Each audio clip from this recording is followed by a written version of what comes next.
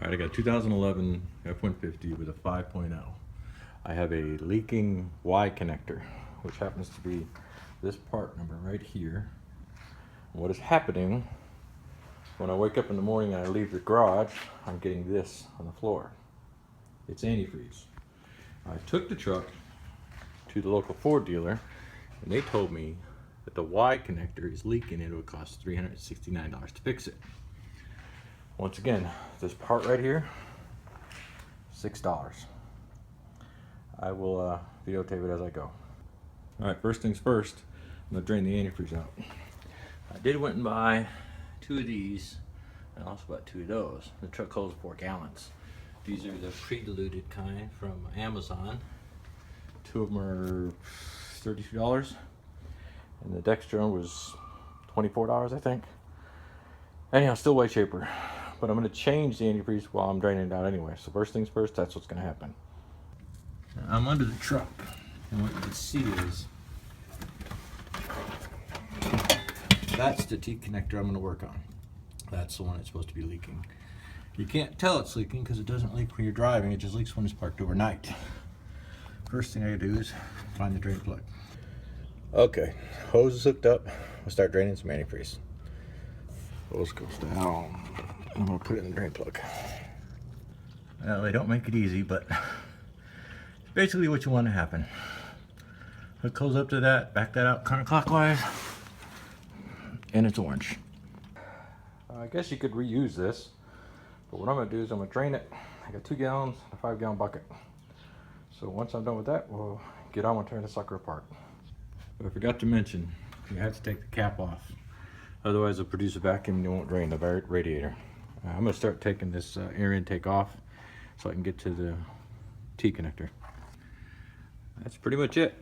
One there, one there, and we want to get to the T connector. So right now, don't forget to drain in the antifreeze. So keep an eye on that. Now, I was wiggling this, waiting for it to drain. And if you notice, see the leak? It's leaking from this connector right here. That's where the O-ring goes. So move this around a little bit. That's the one I gotta change. There's another one there on the back side, but that one doesn't look like it's leaking. Even though that's wet too. Could be just leaking that way, gravity ways. Might get a hold of Ford and see if they got the other one. Maybe I'll change them both while I'm here. All right, so a little snap ring. Pull this back with a little screwdriver. This slides off like this. Seems kind of easy. There we go. What we're looking for is the O-ring inside of here. See if I can dig it out real quick. All right, that's the O-ring we want. Right there. Pull it sucker out. And it's flat. Alright, that's the old one and the new one. The old one you can tell was completely flattened out. That's the new one. I've already put that in. But use some Vaseline to lube it up before you stick it on there. Sounds kind of weird, but that way this doesn't roll over inside there. Alright, I wanted to show you where that actually goes in here. See if I can do this one-handed or not.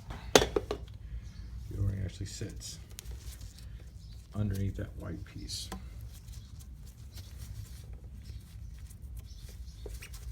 Oops, didn't want to do that. That's a spring clip that holds it on.